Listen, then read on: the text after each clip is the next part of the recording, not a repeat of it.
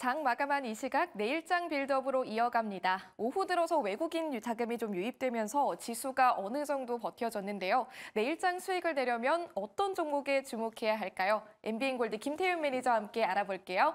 매니저님 어서 오세요. 네, 안녕하세요. 네, 반갑습니다. 저희 시작하기 전에 빌드업 희망주들 현황 한번 만나보도록 할게요. 자, 빌드업 희망주들 현황 수익률로 만나보도록 하겠습니다. 자, 오늘도 좀 표가 좀 바뀐 듯한 느낌이네요. 뭐 이것저것 많은 재료들을 좀 추가하신 것 같아요. 네, 그냥 1차 목표가, 2차 목표가, 3차 목표가 구분을 좀 져놨고요. 뭐 익절가, 그리고 이제 좀 이렇게 메모, 그러니까 저도 헷갈려가지고 매일매일 이제 종목을 소개를 시켜드리다 보니까 저조차도 다 기억을 못하고 있습니다. 그래서 우선 최대한 정리할 수 있게, 그리고 시청자분들께 조금 더 좀 개선되는 모습 보여드릴 수 있게 좀 수정을 했는데요. 네. 그냥 이 분위기 타서 그냥 리뷰해야 될 것 같아요. 리뷰 바로 네. 이제 도와드리면은 우선 한화 에어로스페이스 우선은 리뷰를 좀 먼저 도와드리도록 하겠습니다. 뭐 최근 들어서 이제 이 방해산업청하고 이제 이 공급계약 공시가 나왔거든요. 네, 근데 이제 아직 방산주가 최근에 좀 한번 이 루마니아 이 관련된 또 이슈 좀 타가지고 올라가다가 뭐 요즘 약간 이 방산주들이 쉬어가는 모습 보여주고는 있습니다. 하지만 이 루마니아뿐만 아니라 뭐 폴란드 이 관련해서도 여전히 이제 수주 모멘텀은 살아 있다라고 저는 보고 있고요. 그래서 뭐 지금 당장은 시장에서 최근에 좀 조용한 모습을 보여주고는 있지만 이 방산주는 어떻게 보면 이 불확실성으로 산재된 이 시장 상황 속에서 좀 안정적으로 투자할 수 있는 수단이 되지 않을까 이렇게 보고 있습니다. 이 시장이 불안했을 때 보통 일반적으로 뭐 자동차 쪽이나 아니면은 뭐 조선, 뭐 방산 쪽 이쪽 내에서 움직이는 경향이 많은데 뭐 오늘 자동차가 강했고요. 뭐 어제나 이틀 전에는 조선 쪽이 강했기 때문에 그 전엔 또 방산이 강했기 때문에 이 안에서 좀 순환매는 나오지 않을까. 그래서 계속해서 이제 목표가 도달하는지 지켜보시면 좋을 것 같고요. 두 번째 이제 리뷰할 종목 바로 말씀을 드리도록 하겠습니다. 미코입니다. 미코가 이제 사실 1차 목표가를 좀 제가 높게 잡았던 종목인데 이게 지금 제가 익절을 좀 잡았어요. 이미 수익 중이라서 익절을 잡았는데 오늘 시장 변동성이 장 초반에 좀 다소 확대가 되다 보니까 이게 익절가 터치를 했습니다만 지금 이 현재가 기준에서 바라본다 사실 이 수익보다는 더 높을 겁니다. 그래서 익절가 터치했지만 저는 이 미코는 조금 더 그 1차 목표가까지 지켜보셔도 좋지 않을까. 물론 아쉽게 포트에서는 편출이 됐지만 미코 1차 목표가 조금 더 지켜보시면 좋겠다. 이렇게 말씀드리도록 하겠습니다. 네, 좋습니다. 희망주들 리뷰 도와드렸고요. 앞으로도 계속 전략 잡아드릴 테니까 끝까지 믿고 따라와 주셔도 될 것 같습니다.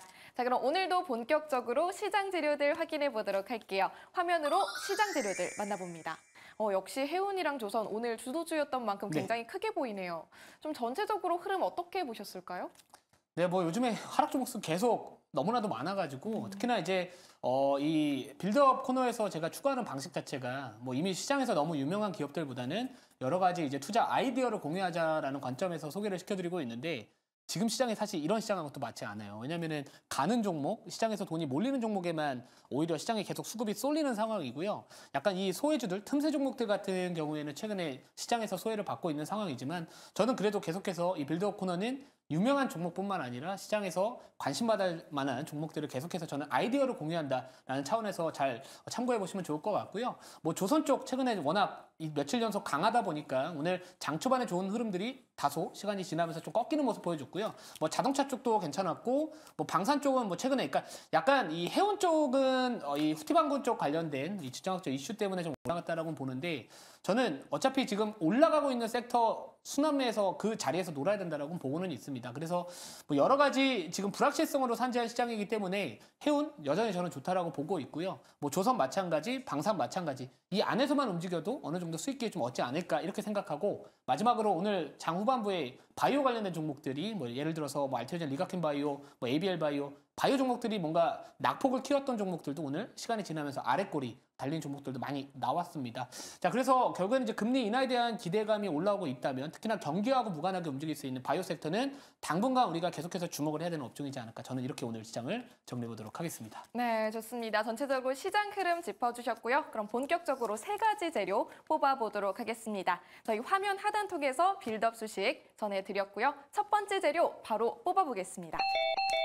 무더위로 뽑아주셨네요. 자외선 차단 관련 쪽일까요? 아니요, 저는 화장품 당분간은 안 봅니다. 제가 뭐 최근에 이제 화장품 종목들이 약간 이 차익 실현들이 나와주고 있는 상황이거든요. 그러니까 뭔가 그동안 이 군지성을 띄웠던 주도 섹터였던 화장품 업종이 최근 들어가지고는 뭔가 약간 좀 삐끗거리는 모습을 좀 보여주고는 있습니다. 그래서 이 무더위 관련된 종목은 뭐 사실 자외선 차단제 쪽, 이 선크림 관련된 종목은 아니고요. 제가 바라보는 쪽은 이 무더위 관련해서 이 레깅스나 아니면은 뭐라 그럴까요? 그 운동할 때 입는 옷들 쫄깃쫄깃한 거. 이렇게 냉각 약간 관련 예, 쿨케어 맞아요. 제품. 예, 네. 쿨케어 제품들, 뭐 냉감 소재 관련해가지고도 최근에 이제 그 무더위 쪽 관련해서 수요가 증가하고 있다, 급증하고 있다, 이런 이야기들이 많이 나와주고 있습니다. 자, 그래서 올해 이 폭염 관련된 이슈가 앞으로 당분간 지속이 될 가능성이 높다라는 부분들에 접근을 해본다면은 이 무더위 관련주 눌려 있거나 아니면 전고점 돌파한 종목 여러 가지 좀 있는데 그 중에 하나 뽑아봤다 이렇게 보시면 될 것 같습니다. 네, 좋습니다. 첫 번째 재료 무더위로 뽑아드렸고요. 두 번째 재료도 만나보겠습니다. 두 번째 재료는 중국이네요. 네, 뭐 이 중국 쪽이 최근에 그 룰루레몬인가요? 네. 그 레깅스로 유명한 기업이 1분기에 이 중국 쪽에 대한 이런 매출 비중, 이 성장성이 상당히 높게 나왔다라는 또 이야기들이 나와주고 있습니다. 자, 그래서 이 중국 쪽에 대한 이런 이쪽 시장, 뭐 어떻게 보면 여성 애슬리트 시장에 대한 이 성장성이 좀 높다라고 볼 수 있을 것 같은데, 제가 잠시 뒤에 말씀드린 종목 같은 경우에도 그런 흐름 속에서 중국 진출을 이제 본격화할 것이다라는, 특히 다음 달에 이슈화가 다시 한번 부각받을 수 있기 때문에 뭐 지금 이 중국 쪽 관련해서 이쪽 이 의류 시장에 대한 부분들이 급성장을 하고 있다 보니 그쪽 시장을 진출하고 있는 요 기업 결국 힌트를 드린 것 같아요. 예, 뭔가 뭐라 그럴까요? 좀 네. 쫄깃쫄깃한 그 종목이 되지 않을까 이렇게 말씀드리도록 하겠습니다. 쫄깃쫄깃 되게 좋아하시네요. 네, 알겠습니다. 두 번째 재료 중국까지 뽑아드렸고요. 세 번째 재료 바로 만나볼게요. 어떤 재료죠? PER, 퍼 뽑아주셨네요. 네, 뭐 지금 시장에서 워낙 그 뭐 PC도 있고요.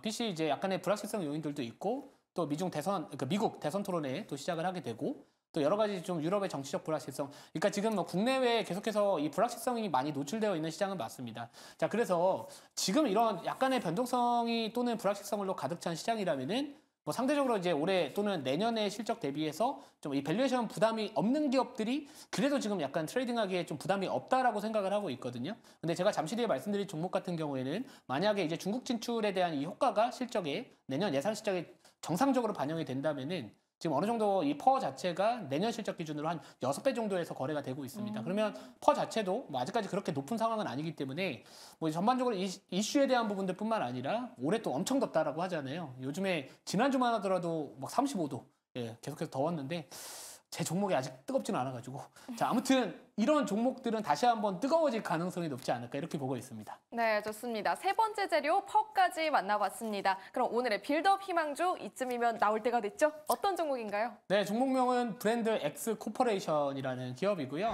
사실 이 기업은 제가 이제 저가 부근에 있었을 때 뭐 공개 방송이나 점심 방송에서도 한번 소개를 시켜드렸던 종목입니다. 근데 한번 차트 한번 보시면은 한 번은 이제 이전 고점을 돌파를 했고요. 어제 장대 항복 나왔고 오늘 단봉 형식이 나왔습니다. 그래서 기술적으로도 한 번 정도는 더 뛸 자리가 남았다라고 생각을 하고 있기 때문에 그 부분에 대해서 좀 접근을 좀 해봤던 부분들이고요. 아까 말씀드렸던 여성용 애슬레저 브랜드인 이 잭스미스 관련해서 이제 전문적인 기업이다라고 보시면 될 것 같은데 뭐 이외에도 뭐 골프 의류나 이쪽도 지금 성장성이 또 나름대로 좀 잡혀가고 있다라고 보시면 될 것 같습니다. 7월달 이 중국 진출 본격화에 대한 기대감, 뭐 최근에도 한번 이슈화가 됐었지만 계속해서 이 이슈는 좀 당분간은 반복될 가능성이 높다라고 보고 있고요. 이 올 여름에 역대급 폭염이 또 예상이 되고 있는 상황입니다. 그거와 관련해서 수혜를 받을 수 있는 이 기업 다시 한번 또 주목을 해보자. 뭐 트레이딩 관점에서도 지금 좋은 자리에 있지 않을까 이렇게 말씀드리도록 하겠습니다.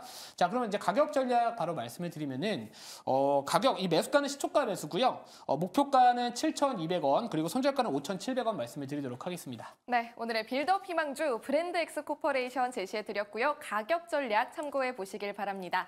자, 매니저님, 제가 네. 좀 전에 이 코너 들어오기 전에 보니까 바이오 섹터가 좀 네. 올라오고 있더라고요. 이쪽 전망 어떻게 보세요?